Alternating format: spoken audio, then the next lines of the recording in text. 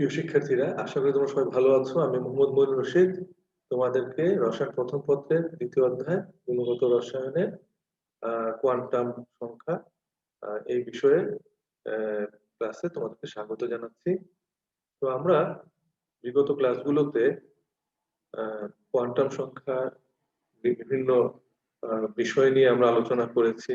Quantum সংখ্যা থেকে কি ধরনের কোশ্চেন গুলো আসতে পারে সেই বিষয়ে তোমাদের কিছু ধারণা দেওয়ার চেষ্টা করেছি। আজকে আমরা কোয়ান্টাম সংখ্যা নিয়ে আরো কিছু আলোচনা করব, আর কি কি ধরনের বিষয় বা কোশ্চেন এই কোয়ান্টাম সংখ্যা থেকে আসতে পারে সেটা আমরা আজকে একটু দেখব। চলো তাহলে। তো আমরা একটা সাধারণ ইলেকট্রন বিন্যাস লিখছি।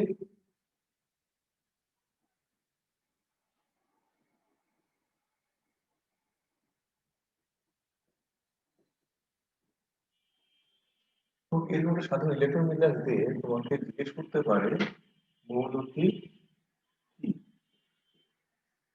আর এরূপ ইলেকট্রন বিন্যাসের কারণ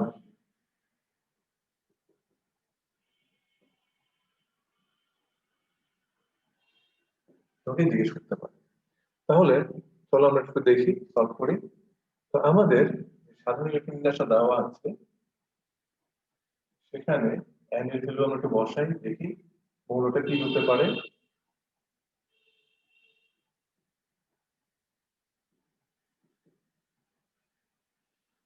তাহলে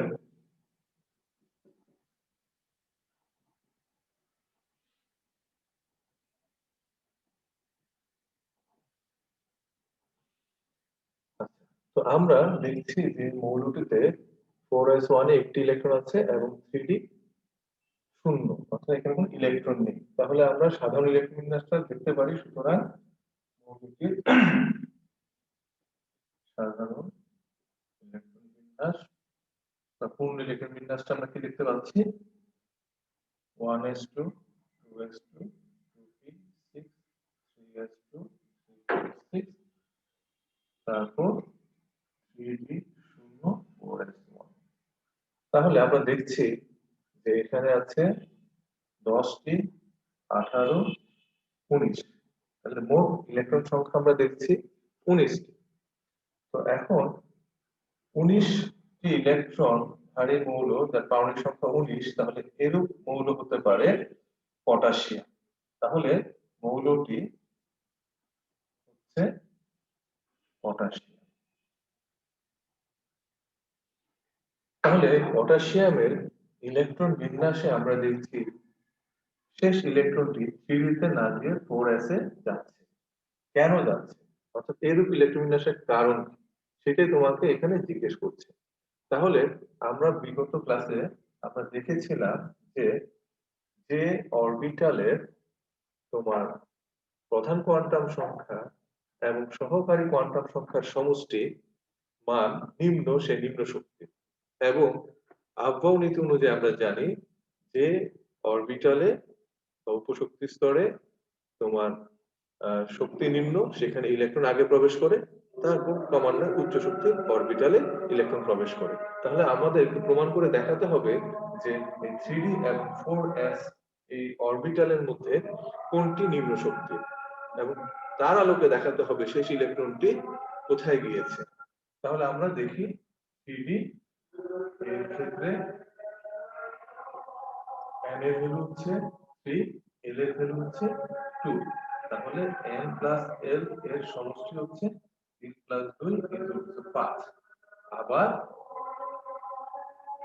আমরা যদি 4s অরবিটাল উপশক্তি স্তরের ক্ষেত্রে চিন্তা করি, তাহলে এর ক্ষেত্রে n এর ভ্যালু হচ্ছে 4 আর l এর ভ্যালু হচ্ছে 0। তাহলে n প্লাস l এর ভ্যালু হচ্ছে 4 প্লাস 0 4। তাহলে আমরা দেখছি যে 4s অরবিটালের ক্ষেত্রে তোমার n এবং l এর সমষ্টি মান আমার নিম্ন, অতএব আমার 4s এর শক্তি 3d অপেক্ষা নিম্ন হওয়ায়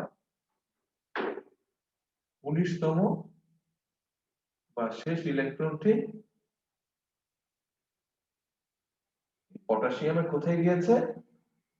3D তে না যে 4s এ যায়, 4s এ প্রবেশ করে। আর এই কারণে তোমার ইলেকট্রন বিন্যাসটি, সাধারণ ইলেকট্রন বিন্যাসটি এরূপ হয়েছে।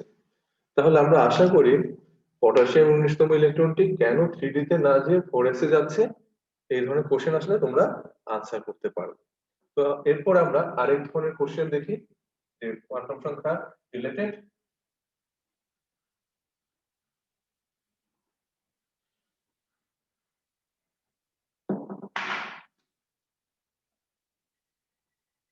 দেখো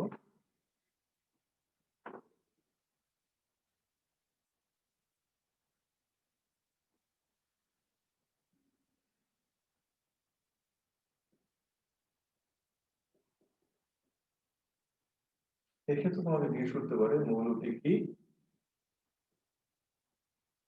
এরূপ ইলেকট্রন বিন্যাসের কারণ কি, এবং তোমাকে জিজ্ঞেস করতে পারে তোমার, আচ্ছা এটাই তোমার হচ্ছে যে মৌলটা কি এবং এরূপ ইলেকট্রন বিন্যাসের কারণটা কি তোমাকে জিজ্ঞেস করবে। আমাদের এই ক্ষেত্রে মৌলটা যদি আমরা বের করি তাহলে আমরা দেখতে পাচ্ছি যে আমাদের ইলেকট্রন বিন্যাসটা হয়ে যাচ্ছে 3d5 4s1। অর্থাৎ n এর ভ্যালু যদি আমরা বসাই 4 তাহলে আমরা এই ইলেকট্রন বিন্যাসটি পাচ্ছি। তাহলে এরূপ ইলেকট্রন বিন্যাসটা ক্ষেত্রে আমরা পূর্ণ ইলেকট্রন বিন্যাস যদি দেখি আমরা তাহলে কি হচ্ছে 1s2 2s2 2p6 3s2 6p6, তারপর হচ্ছে 3d5 4s1। তাহলে মৌলটা হচ্ছে আমরা দেখো 10 18 19 আর 24, তাহলে টোটাল 24। তাহলে এই মৌলটা হবে ক্রোমিয়াম 24। তাহলে আমাদের এই ক্ষেত্রে ইলেকট্রন বিন্যাসটা আমাদের 4s1 এবং 3d5 হওয়ার কারণটা কি সেটা আমাদেরকে জিজ্ঞেস করেছে। তো আমরা জানি তোমার 4s হচ্ছে নিম্ন শক্তির অরবিটাল, আমরা আগে দেখলাম প্রমাণ করলাম 4s হচ্ছে নিম্ন শক্তির অরবিটাল, সেটা আগে পূর্ণ হবে, দেন অতিরিক্ত ইলেকট্রন গুলো ডি অরবিটালে যাবে। তাহলে এখানে হওয়া উচিত ছিল 4s2, 4s2, তাহলে 20টা, এখানে 18 আর এখানে 2, তাহলে 20টা ইলেকট্রন চলে গেছে। এবং সেক্ষেত্রে 3D তে তোমার চারটা অবশিষ্ট, চারটা ইলেকট্রন যাওয়ার কথা, কিন্তু এই ইলেকট্রন কাঠামো না হয়ে হয়েছে এই ইলেকট্রন কাঠামো ক্রোমিয়ামের ক্ষেত্রে। তাহলে কেন সেটাই তোমাকে জিজ্ঞেস করেছে। তাহলে আমরা জানি যে পূর্ণ বা অর্ধপূর্ণ অরবিটাল হচ্ছে অধিক স্থিতিশীল। তাহলে অধিক স্থিতিশীলতা অর্জনের জন্য আমার 4s থেকে একটি ইলেকট্রন 3d তে মাইগ্রেশন করে, এবং সেক্ষেত্রে 4s অরবিটাল অর্ধপূর্ণ হয়েছে এবং 3d অরবিটাল অর্ধপূর্ণ হয়েছে, অর্থাৎ উভয়ই স্থিতিশীল ইলেকট্রন কাঠামো অর্জন করতে পেরেছে। এই কারণেই আমাদের এই ক্রোমিয়ামের ইলেকট্রন কাঠামোটা এরূপ হয়েছে, অর্থাৎ 3d5 4s1 হয়েছে। এখন আমাদের এখানে আরেকটা বিষয় যে তোমাকে জিজ্ঞেস করতে পারতো যে মৌলটির শেষ ইলেকট্রন এর জন্য চারটি কোয়ান্টাম সংখ্যার মান নির্ণয় করো, এটা জিজ্ঞেস করতে পারতো।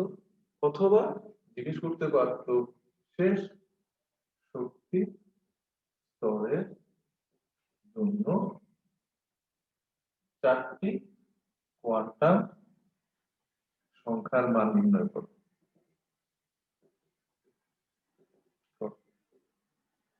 তো আমরা যে কোনো মৌলের শেষ শক্তি স্তরের জন্য চারটি কোয়ান্টাম সংখ্যার মান গত ক্লাসে আমরা দেখেছি, এবং শেষ ইলেকট্রনটির জন্য চারটি কোয়ান্টাম সংখ্যার মান নির্ণয় করা আমরা শিখেছি গত ক্লাসে। তো এই ক্ষেত্রে যেহেতু ক্রোমিয়াম, কপার এই ধরনের মৌলগুলোর ক্ষেত্রে আমাদের শেষ ইলেকট্রন কোনটি হবে সেটা একটু বিবেচনার বিষয় রাখে। তো আমাদের সেই ক্ষেত্রে আমাদের শেষ ইলেকট্রনটা আইডেন্টিফাই করে দেখিয়ে দেন তার জন্য চারটি কোয়ান্টাম সংখ্যার মান দেখাতে হবে।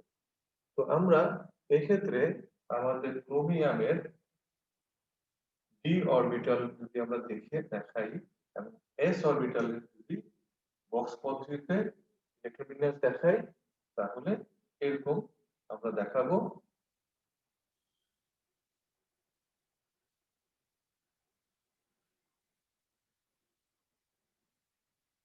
তাহলে স্বাভাবিক নিয়মে এখানে আমাদের দুটি ইলেকট্রন থাকলে হতো 20টা, তাহলে পরবর্তী 21, 22, 23, 24, ক্রোমিয়াম 24তম ইলেকট্রন, শেষ ইলেকট্রনটা হতো এটা। কিন্তু আমাদের এই ক্ষেত্রে যেহেতু স্টেবিলিটি অর্জনের জন্য এখানে দুটি ইলেকট্রন, জোড়ভুক্ত ইলেকট্রন, একটি ইলেকট্রন মাইগ্রেশন করে এখানে চলে আসে, অর্থাৎ সেই ক্ষেত্রে শেষ ইলেকট্রনটা হবে এই ইলেকট্রন, শেষ ইলেকট্রন। তাহলে এই ইলেকট্রনটার জন্য 4টি কোয়ান্টাম সংখ্যার মান তোমাকে দেখাতে বলেছে। তাহলে সেক্ষেত্রে আমাদের এই ইলেকট্রনটির জন্য 4টি কোয়ান্টাম সংখ্যার মান কি হতে পারে সেটা আমরা একটু দেখি। তাহলে ইলেকট্রনটি আছে 3D উপশক্তি স্তরে, এবং আমরা জানি যে 3D উপশক্তি স্তর 5টি উপশক্তি স্তর বা অরবিটালে বিভক্ত থাকে বা বিন্যস্ত হয়। তাহলে আমাদের 3D XY, 3D YZ, 3D ZX, 3D x square minus y square, 3D z square যদি আমরা ধরি, তাহলে আমাদের একটি ডি এর অরবিটালে এটা স্থান পেয়েছে। তাহলে আমাদের n এর ভ্যালু হচ্ছে 3, এক্ষেত্রে l এর ভ্যালু হচ্ছে 2, m এর ভ্যালু হচ্ছে, আমরা জানি m এর ভ্যালু l এর ভ্যালুর উপর নির্ভর করে, তাহলে 0 সহ প্লাস মাইনাস 2 পর্যন্ত। তাহলে আমাদের এই ডি অরবিটালের জন্য, 5টি ডি অরবিটালের জন্য এই 5টি m এর মান অ্যাসাইন করা আছে। তো আমাদের এই ডি অরবিটালটির জন্য আমরা যদি m এর ভ্যালু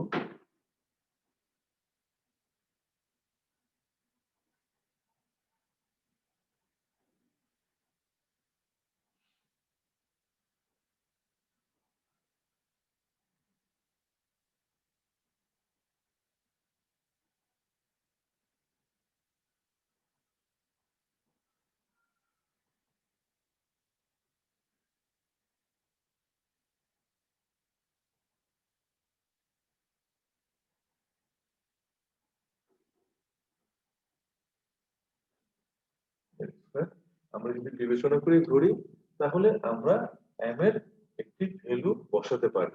এক্ষেত্রে আমরা m এর ভ্যালু ধরতে পারি +2।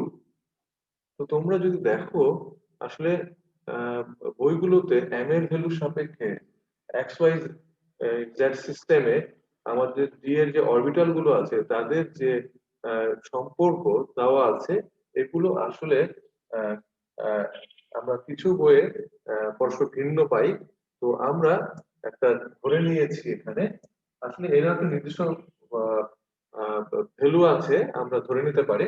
তো এই ক্ষেত্রে আমরা এম এর ক্ষেত্রে এম এর ভ্যালু পাচ্ছি আমরা ডি জেড স্কোয়ারের জন্য আমরা +2, এবং এই উপশক্তি স্তরে, উপশক্তি স্তর বা অরবিটালে আমরা যে ইলেকট্রনটি আছে ঘড়ির কাঁটার দিকে, আমরা স্পিনে, সেই কারণে এটাকে খারাপ ভাবে আছে, সেই কারণে আমরা এটার জন্য এস এর ভ্যালু ধরেছি +1/2। তাহলে আমরা ক্রোমিয়ামের এই ইলেকট্রনটির জন্য, শেষ ইলেকট্রনটার জন্য 4টা কোয়ান্টাম সংখ্যার মান বা ভ্যালু আমরা এভাবে দেখাতে পারি। তো আমাদের এই টাইপের যদি কোশ্চেন আসে, এটা ক্রোমিয়াম দিয়ে আসতে পারে, বেশি কপার দিয়ে আসতে পারে, তাহলে যেভাবে আসুক আমরা আশা করি আনসার করতে পারবো। তো আমরা এখন আরেক ধরনের কোয়ান্টাম সংখ্যা রিলেটেড কোশ্চেন আমরা একটু দেখার চেষ্টা করি।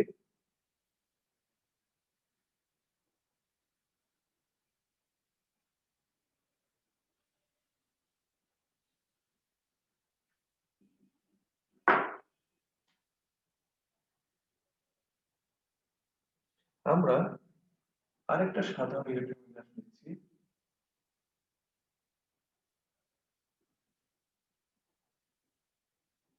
মৌলটি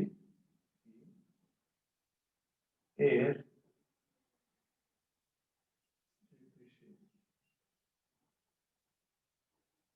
আয়ন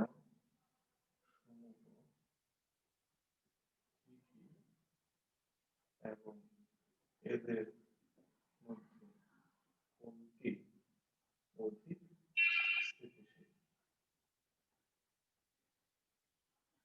কারণ সহ ব্যাখ্যা করুন।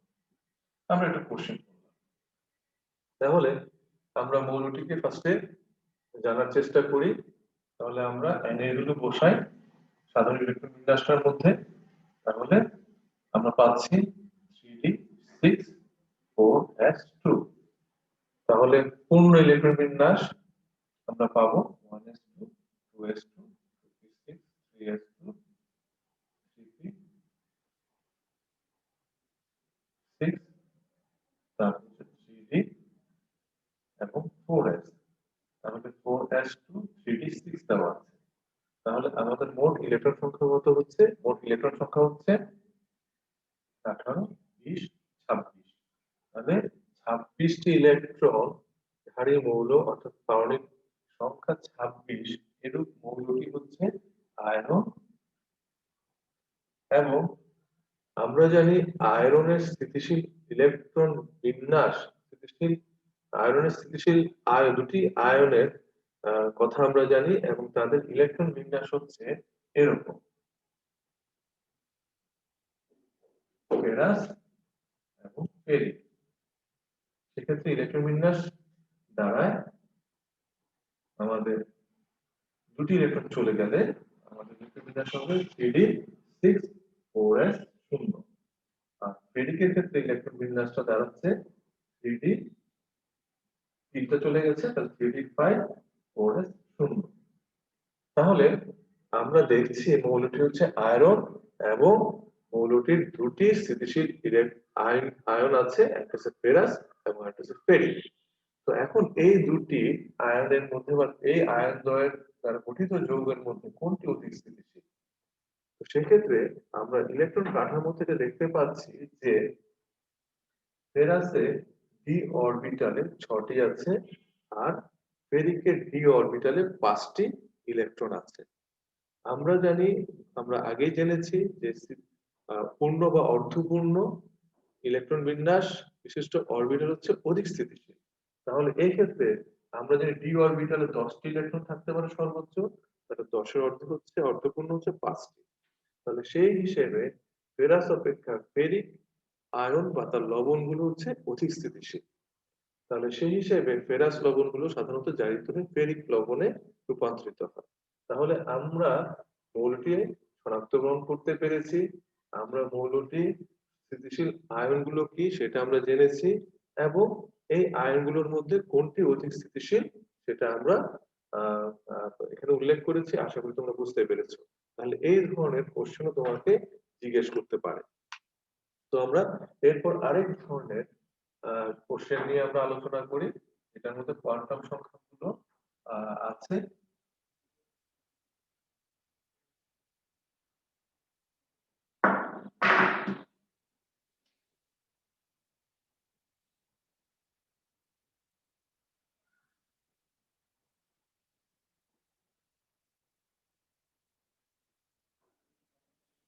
আচ্ছা, আমরা আরো দুটি ইলেকট্রন বিন্যাস দেখি দুটি সুস্থিত আয়নের।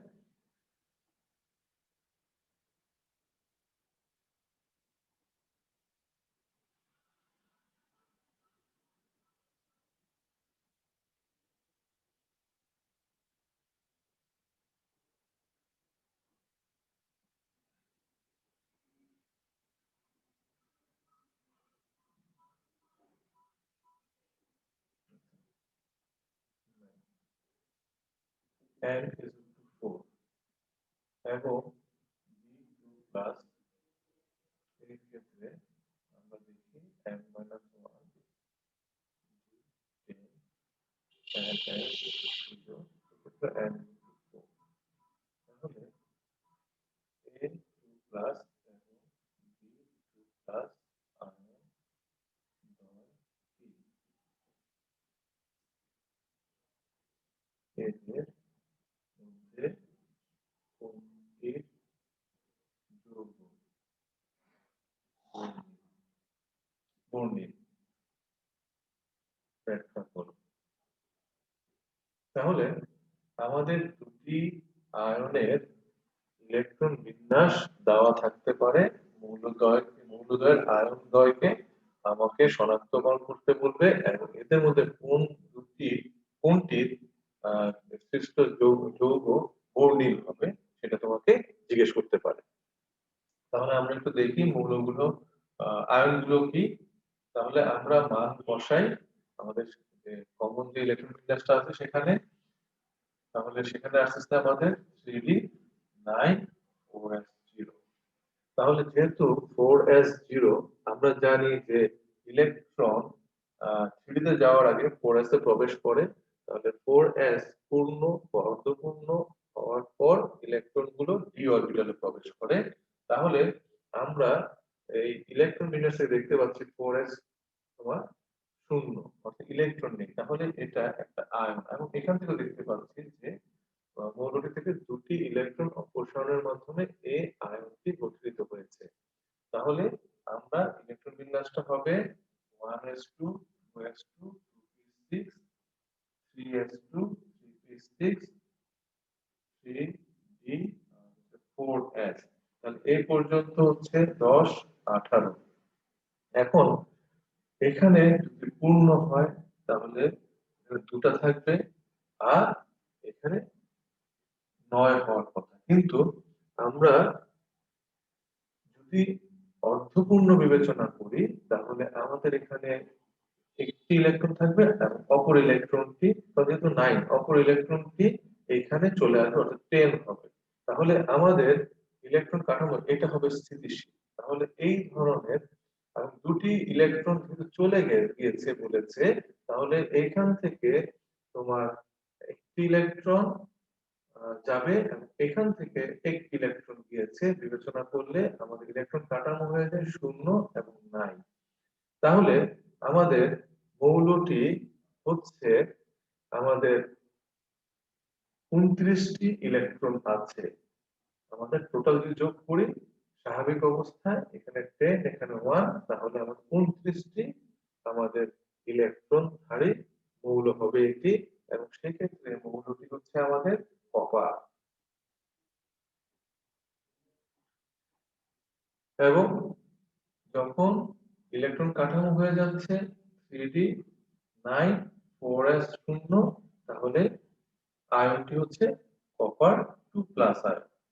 তাহলে আমরা এই 2+ আয়নটি হচ্ছে কপার 2+ আয়ন। অনুরূপ ভাবে আমরা বি আয়নটি আমরা পাবো 3d10 ns0। তার মানে এখানে বি2 মানে হচ্ছে তোমার দুটি ইলেকট্রন চলে গিয়েছে। তাহলে দুটি ইলেকট্রন যদি 4s থেকে যায় তাহলে আমার মোট ইলেকট্রন সংখ্যা হতো 30টি। কারণ এখানে 4s এ দুটি ইলেকট্রন ধরলে 20টি ইলেকট্রন হয় এবং 3d তে আরো 10টি আছে, তার মানে 30টি ইলেকট্রন। তাহলে মৌলটি হবে জিঙ্ক 30 এবং তার সুস্থিত আয়ন হচ্ছে জিঙ্ক 2+। তাহলে আমরা এ এবং বি দুটি আয়নকেই আমরা শনাক্তকরণ করতে পেরেছি।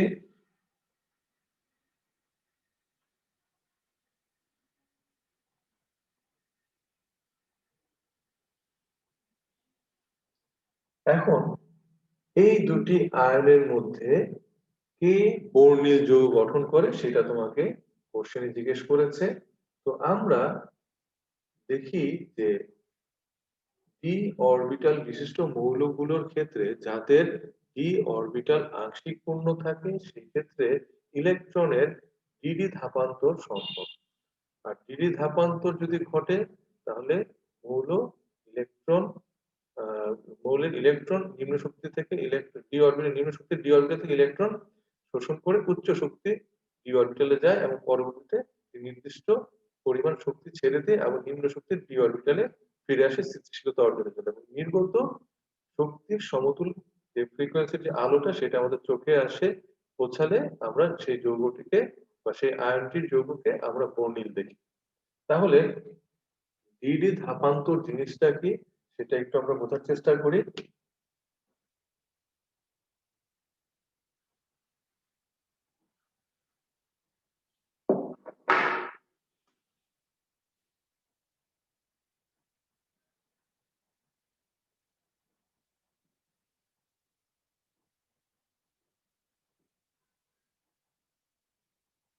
কপারের যে 5টি ইলেকট্রন আছে, 9টি ইলেকট্রন আছে, সেই ইলেকট্রন গুলোকে যদি আমরা ডি অরবিটালে স্থান দেই তাহলে আমরা দেখতে পাচ্ছি এরকম হবে।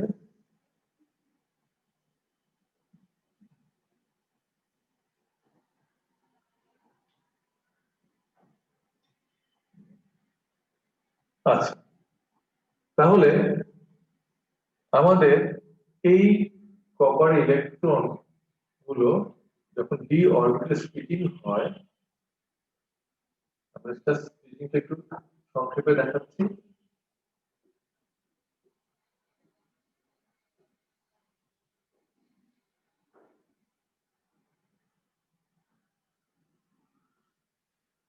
তোমার কপারের আয়নগুলো যখন সাধারণত জটিল যৌগ গঠন করে তখন যে লিগ্যান্ড গুলো আসে সেই লিগ্যান্ড গুলোর ইলেকট্রন দ্বারা বিকশিত হয়ে ডি অরবিটাল গুলোর মধ্যে দুটি ডি অরবিটাল যাতে লোকগুলো অক্ষ বরাবর থাকে তারা বেশি বিকশিত হয় এবং তারা উচ্চ শক্তির ডি অরবিটালে রূপান্তরিত হয়, অর্থাৎ তখন ডি অরবিটাল গুলো স্প্লিটিং ঘটে। তাহলে সেই অবস্থায় ইলেকট্রন বিন্যাসের পুনর্বিন্যাস ঘটে। তাহলে এই 9টি ইলেকট্রন এভাবে প্রবেশ করবে। এক্ষেত্রে হাই স্পিন লো স্পিনের বিষয় আছে, উচ্চ লিগ্যান্ড বা নিম্ন শক্তির লিগ্যান্ডের বিষয় আছে। আমরা স্বাভাবিকভাবে কপারের ক্ষেত্রে এই ধরনের ইলেকট্রন বিন্যাসটা আমরা দেখব। তাহলে দূরবদ্ধ হওয়ার পর আমাদের 6টা 7 8 নবম ইলেকট্রন যাচ্ছে। তো এখন আমরা দেখছি যে ডি অরবিটালটা আংশিক পূর্ণ। তাহলে এই কপার 2 প্লাস আয়নিষ্ট যৌগের উপর যখন আলো এসে পড়বে তখন শোষিত শক্তি দ্বারা আলো সম্পূর্ণ শক্তি দ্বারা শক্তি দ্বারা ইলেকট্রন নিম্ন শক্তি থেকে যখন উচ্চ শক্তি স্তরে চলে যাবে এবং উচ্চ শক্তি স্তর থেকে যখন নিম্ন শক্তি স্তরে আবার ফিরে আসবে তখন কিছু পরিমাণ শক্তি ছেড়ে দেবে এবং যে আলো বিকিরিত হবে সেই আলো যখন আমার চোখে এসে পৌঁছবে তখন আমরা সেই বর্ণের আলো দেখতে পারবো, অর্থাৎ যৌগটাকে সেক্ষেত্রে বর্ণিল দেখাবে। আর এই বিষয়টাকে আমরা সংক্ষেপে বলি ইলেকট্রন এর ডি ডি ধাপান্তর। আমরা খুব সংক্ষেপে বিষয়টা বোঝার চেষ্টা করলাম। তাহলে ইলেকট্রনের ডিডি ধাপান্তর বা আলো বিকিরণের বা শক্তি বিকিরণের প্রধান কারণ হচ্ছে যে ডি অরবিটাল গুলোর মধ্যে আংশিক পূর্ণতা থাকতে হবে ইলেকট্রনের। তাহলে নিম্ন শক্তির ডি অরবিটাল থেকে উচ্চ শক্তির ডি অরবিটাল ইলেকট্রন যাওয়ার সুযোগ থাকে এবং পরবর্তীতে ফিরে আসারও সুযোগ থাকে এবং সেক্ষেত্রে শক্তি বিকিরণ। তো আমাদের এই আয়নগুলোর দ্বারা গঠিত জটিলের বর্ণ দেখানোর প্রধান কারণটাই হচ্ছে ইলেকট্রনের ডিডি ধাপান্তর। এবং ইলেকট্রনের ডিডি ধাপান্তর তখনই সম্ভব হবে যখন আমার এই আয়নগুলোর সুস্থিত আয়নগুলোর ডি অরবিটাল আংশিক পূর্ণ থাকবে। তাহলে আমরা দেখতে পাচ্ছি যে জিঙ্কের ক্ষেত্রে ডি অরবিটাল হচ্ছে তোমার পূর্ণ, 10টি ইলেকট্রন আছে, হ্যাঁ।